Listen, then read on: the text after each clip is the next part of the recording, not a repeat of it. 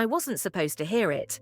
That's what made it so clean, so confident, so final. "We should do it before winter," my son said. "Early October," my daughter replied. "It'll be easier for her to adjust." Adjust. I stood in the hallway, one hand resting on the wall, listening to my life being rescheduled like a delivery. They were sitting at my kitchen table. My table, choosing the date of my removal. "At that age, routine matters," my daughter continued, flipping through her planner. "And the sooner the better," my son added, "before she gets too attached." Too attached to my own home. I didn't move, I didn't cough or shift my weight. I had learned over many years how to be quiet when silence was useful. They spoke with the tone people use when they believe the decision has already been approved. Who would drive me? What I should pack? Which photos would come with me? They even discussed what to do with my furniture. "Sell most of it," my son said. "She won't need it anymore," my daughter replied. Anymore, as if usefulness were the same as being alive. I stepped back slowly and returned to my room. I sat on the edge of my bed and looked around. The dresser my husband built with his own hands. The chair by the window where I drank tea every morning. The bookshelf that still smelled faintly of dust and paper and time. All of it had already been erased in their minds. That night, my daughter knocked on my door. "Mom," she said gently, "are you awake?" "Yes," I replied. She came in smiling. "We were just talking," she said, "about making things easier for you." Easier, that word again. "I don't want you to worry," she continued. "We're thinking ahead." I looked at her face, so familiar, so careful. "So am I said.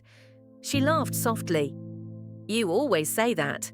She kissed my cheek and left. She didn't know that something inside me had just gone very still. I didn't cry, I didn't panic. What I felt was something colder. Clarity. They hadn't asked me, not once. They hadn't wondered if I wanted to go, or if I was ready, or if I still belonged here. They had decided that my age had replaced my consent. The next morning, I made breakfast as usual. I poured coffee, I buttered toast. I listened while they talked about traffic and weather. Ordinary sounds, extraordinary betrayal. "So," my son said casually, "we might take a short trip in October?" I nodded. "That sounds nice," I said. They exchanged relieved looks. People relax when they think you're agreeable. After they left, I called my friend Margaret. We've known each other since our children were small, and our backs didn't ache when we stood too long. "They're choosing when I'll leave my house," I told her. There was a pause. Then she said quietly, "Are you going to let them?" "No," I replied, "but I'm going to let them think I will." That afternoon, I opened my old folder, the one I hadn't touched in years. Deeds, accounts, documents with my name written clearly at the top. Still mine. For now, because when people move you in their plans without your permission, they forget one thing. You can move faster when you're underestimated. And I had just heard the date, which meant I knew exactly how much time I had. I became cooperative. That was my second disguise. When my daughter suggested downsizing my wardrobe, I thanked her. When my son offered to handle my mail, I said it was a relief. When they spoke about the place they'd chosen, bright rooms, shared meals, organized activities, I nodded and smiled. "Sounds lovely," I said. They exhaled together, like people who had been bracing for resistance. Resistance would have slowed them down. Agreement made them careless. They started preparing openly. Boxes appeared in the hallway. Labels were written in my daughter's neat handwriting. Donate, keep, trash. My life reduced to categories. "We'll pack gradually," my son said. "No rush." I almost laughed. There was a rush, just not for them. They spoke around me now, not to me. "She won't need this chair. We should sell the dining set. Photos can be scanned."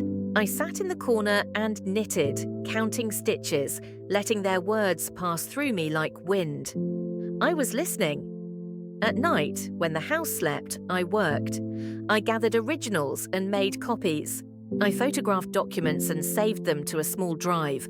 I moved heirlooms quietly, one ring, one watch, one envelope at a time. I didn't take everything, only what mattered. I met Margaret twice that week.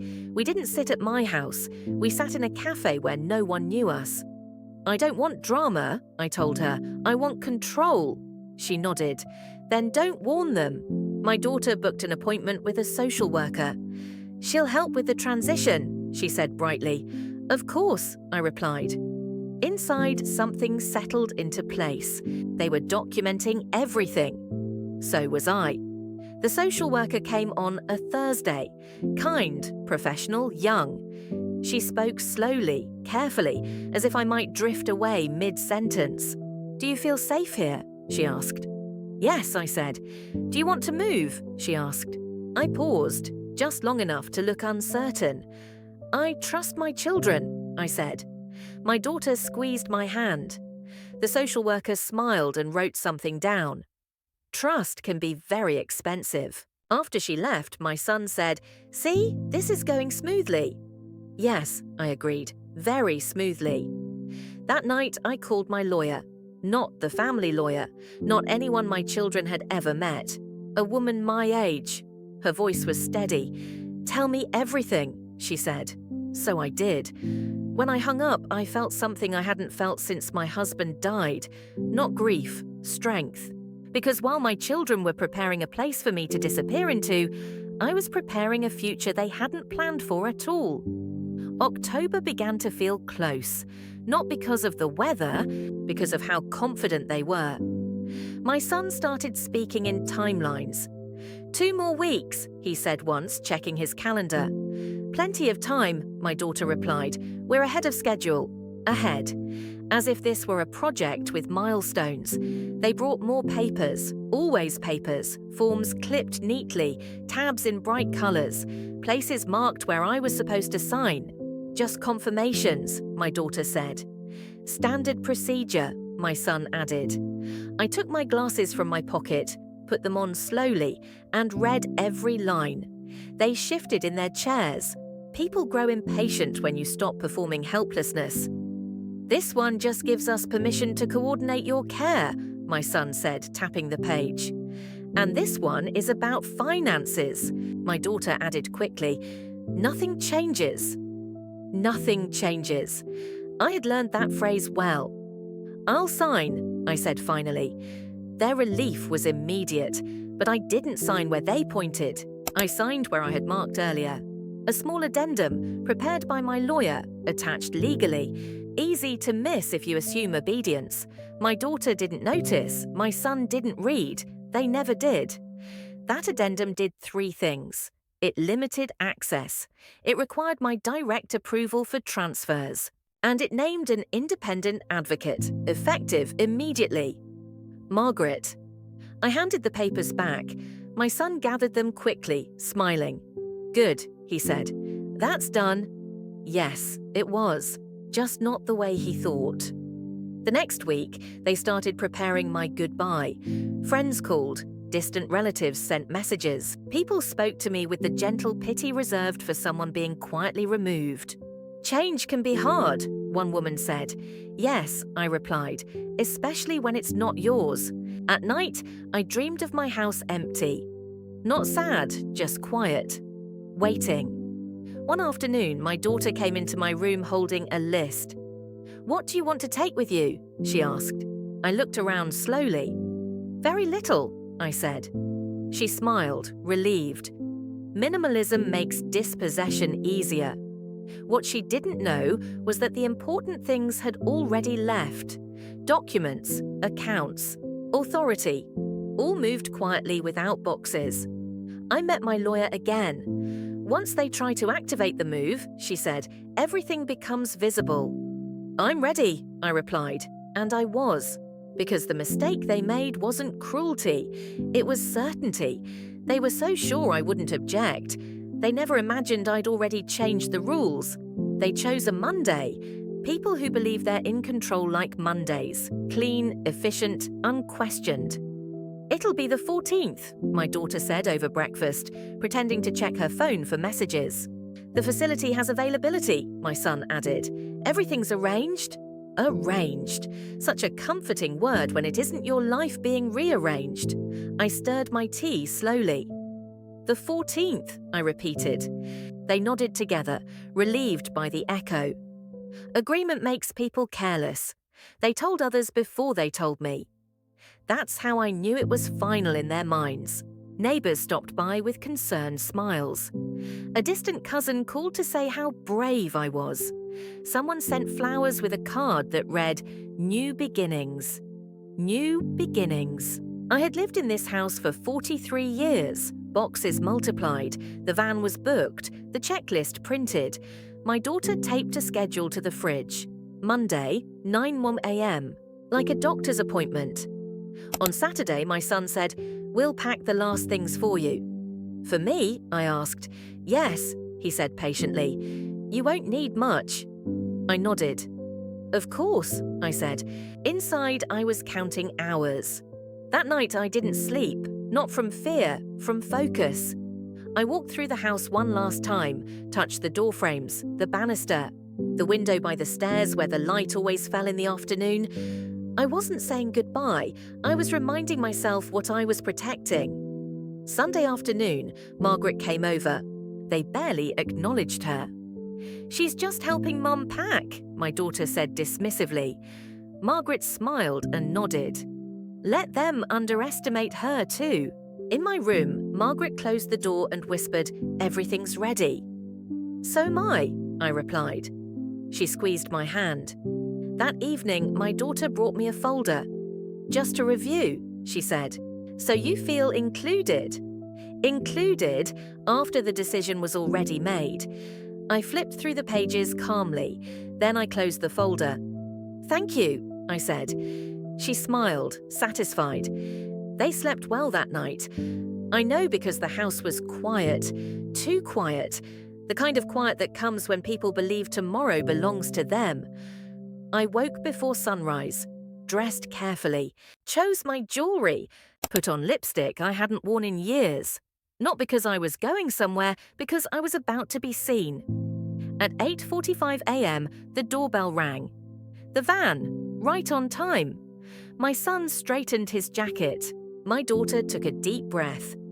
"Ready, Mum?" she asked gently. I smiled at them. "Yes," I said, "I'm ready." And for the first time, it was true. The van waited at the curb, engine idling. Two men stepped out with clipboards and polite smiles, the kind reserved for transitions people don't argue with. My daughter thanked them. My son explained where to park. They spoke as if I weren't standing there. "Just a few boxes," my daughter said, pointing. "We'll bring the rest later."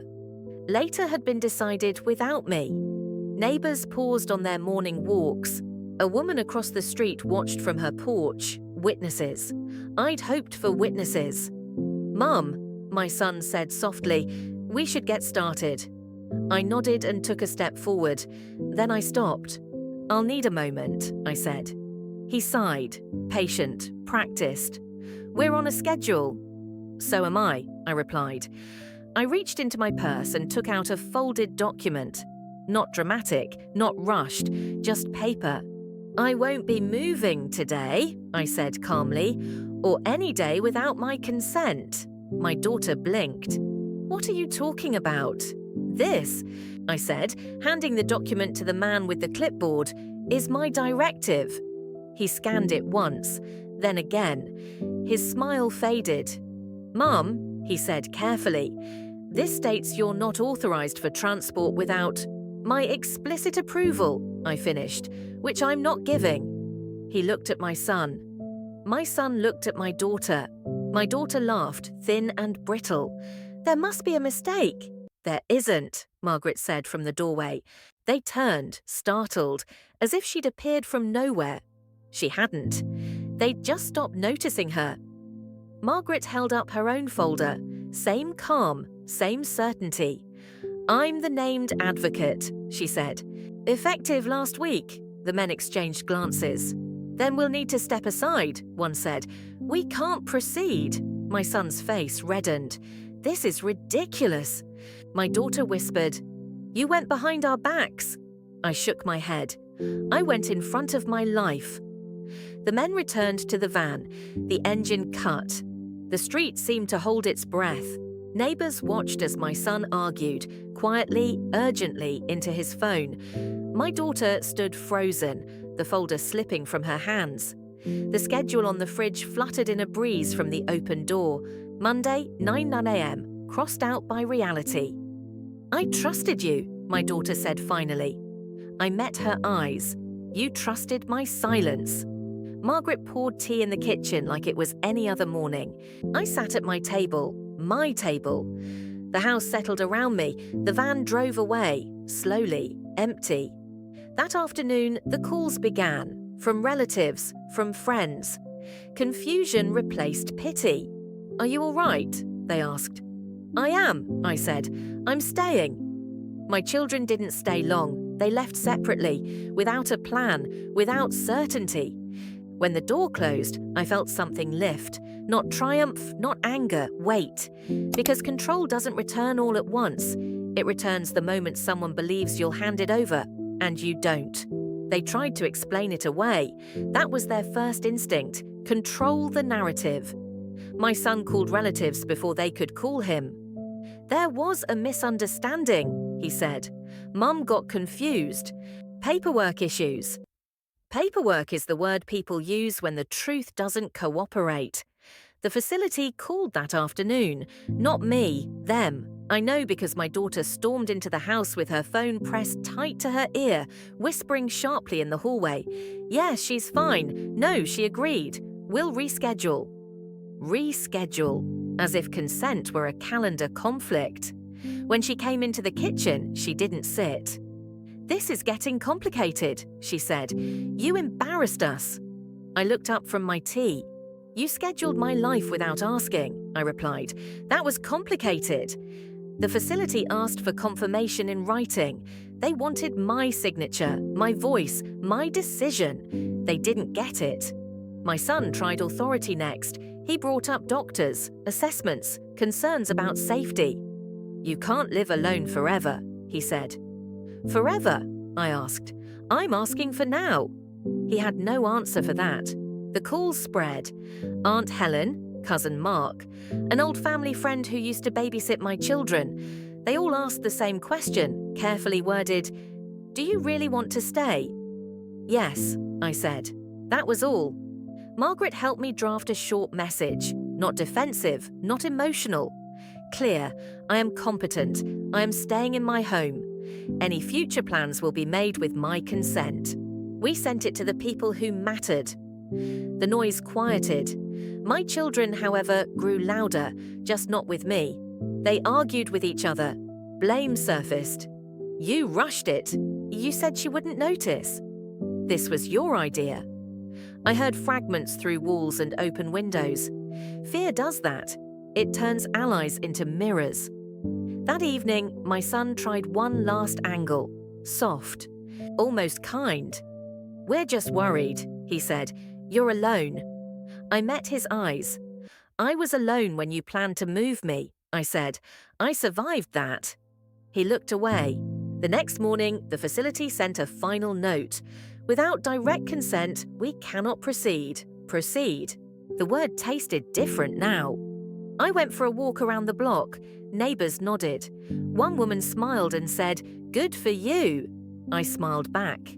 Because once a story starts to crack, people listen more closely. And my children were learning that when you move someone in your plans without their permission, you don't just risk resistance. You risk exposure. When private explanations stopped working, they changed tactics. They always do. My daughter posted online, nothing obvious, nothing direct, just concern wrapped in sweetness. Watching a parent decline is the hardest thing. Sometimes you have to make tough choices for the people you love. The comments filled quickly. "You're so strong. She's lucky to have you." Sending prayers. I recognized the strategy instantly. If you can't move someone physically, move the crowd around them. My son spoke to the neighbors. Not all of them, just enough. She's confused lately. She gets emotional. We're doing our best, a word that forgives everything if said softly enough. People began looking at me differently. Longer pauses before answering, gentler voices, that careful tone reserved for people others have warned you about. That was the moment I almost spoke. Almost. Margaret stopped me. Not yet, she said. Let them finish. Finish what? Convincing everyone, she replied. It always takes longer than they think. The facility called again. This time, they asked to speak directly to me. I agreed. The woman on the phone was polite but firm. Do you understand the nature of the placement your children requested? She asked. Yes, I said. And do you want to proceed? No. Silence. Then, thank you for clarifying. That was it. No debate, no persuasion. That afternoon, I did something my children didn't expect. I invited people over, not family, neighbors, friends, people who had known me for years, tea, cake, normal conversation. I didn't explain, I didn't accuse. I simply existed, clear-eyed, steady, very much present. One woman leaned in and whispered, "You seem fine." I smiled. I am. Word travels faster than rumors when it's witnessed. My daughter showed up halfway through, uninvited. She froze when she saw the room. Laughter, conversation, life continuing without permission. What is this? She asked quietly. Tuesday, I replied. She pulled me aside. You're undermining us, she said through clenched teeth. No, I answered calmly. I'm undermining the story. That evening, messages stopped. The online posts disappeared. The concern shifted from certainty to doubt. Because public pressure only works when the person stays silent. And I had decided something important. If they were going to talk about me, they were going to talk to me too. I didn't need to defend myself. I just needed to be seen. The truth didn't spread because I shouted it. It spread because someone asked the wrong question to the wrong person. It started with the facility. They contacted my doctor directly, not the one my children preferred, but the one who had treated me for years. He reviewed the notes, the assessments, the claims of confusion. Then he requested a meeting with me. I don't see cognitive decline, he said plainly. I see family pressure. He documented that sentence carefully. Words matter when they're written by the right hand. The next call came from a social worker, not assigned to me, assigned to the situation. Do you feel coerced? She asked. Yes, I replied. She didn't ask me to explain. She already understood. Meanwhile, Margaret received a message from someone unexpected, a woman who worked at the facility, off the record. They shouldn't have done this, she said. It's not how it works. Not how it works.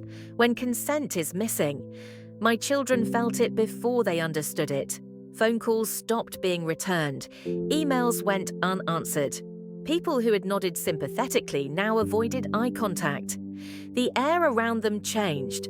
My son came by that evening, not angry, nervous. They're asking questions, he said. Yes, I replied. They should. You didn't have to involve outsiders, he added. I looked at him carefully. You involved them the moment you decided my life was a schedule, I said. My daughter didn't come. She sent a message instead. We were trying to help. I didn't reply. Help doesn't need secrecy. The next morning, I received a letter. Official, neutral, carefully worded. It stated that any future placement discussions would require my written consent and independent review. In other words, they were done listening to my children. I placed the letter in a folder labeled Decisions. Not problems, not issues. Decisions belong to the person living them. Margaret smiled when she read it. They underestimated you, she said. No, I replied. They underestimated time. That afternoon, I went through my house with new eyes, not as a place to defend, as a place to choose from. What stayed, what left, what mattered. Because now that the truth had reached people my children couldn't control, the next move was mine, and this time it wouldn't be quiet. I didn't call a meeting. I wrote a letter, not a long one, not an angry one, a clear one. I sent it to the people my children had already spoken to, relatives, neighbors, the family friends who had been gently coached to worry. I didn't accuse, I didn't explain the past in detail. I stated the present. I am well, I am competent. I did not agree to be moved. Any future decisions about my life will be made by me. If you have concerns, you may speak to me directly. That was all. No signatures in bold, no drama, just my name at the bottom. The effect was immediate. People called, not with concern, but with curiosity. Are you really okay? Yes, I said. Did you know about the move? Yes, I said. Did you want it? No, I said. Truth doesn't need decoration. My children felt the shift that same day. My son arrived angry, then stopped short when he saw the folder on the table. What's this? He asked. My will, I replied. He laughed once, sharp and nervous. You're being dramatic. I slid the top page toward him. He didn't read it all. He didn't need to. The names at the end were enough. My daughter came later. She didn't sit. You can't do this, she said. You're punishing us. I shook my head. No, I said. I'm correcting a mistake. I told them then, calmly, without raising my voice. You decided where I would live. You decided when I would go. You decided my consent was optional. They tried to interrupt. I didn't stop. So I decided who would inherit, I continued, and it won't be people who tried to erase me while I was still standing. Silence filled the room. Not shocked silence, understanding. They argued, of course, about fairness, about family, about everything they had done for me. I listened. Then I said the last thing they expected. This isn't final, I said. It's already finished. That night, I met Margaret and her children. We sat around her table, warm and ordinary. They didn't celebrate. They didn't thank me. They asked if I was all right. I was. Because revenge isn't spectacle, it's precision. It's choosing the outcome that restores balance, without asking permission. And the final act? It was already in motion. After that, things became very quiet. Not peaceful, quiet.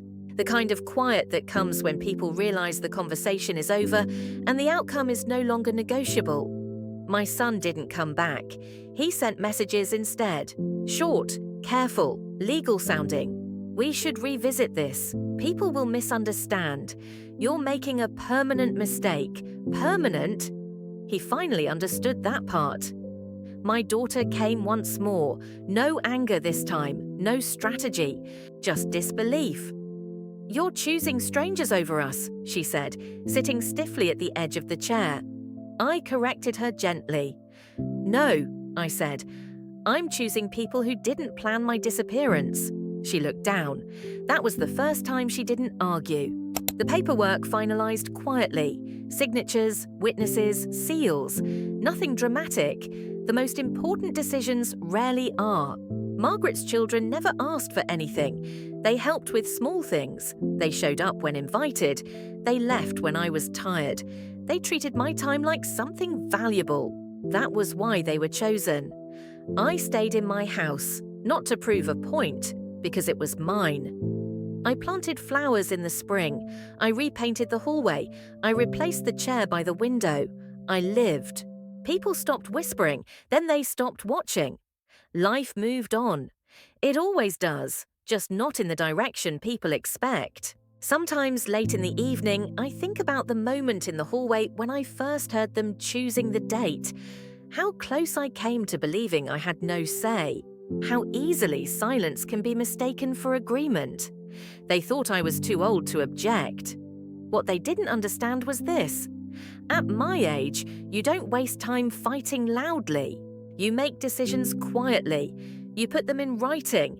You choose an ending that belongs to you. I didn't scream. I didn't beg. I didn't forgive before I was ready. I simply refuse to be moved like furniture. And when the time comes, whenever that is, what I leave behind will go to those who saw me as present, capable, and alive. Not those who picked a date. That is my revenge, and that is my peace.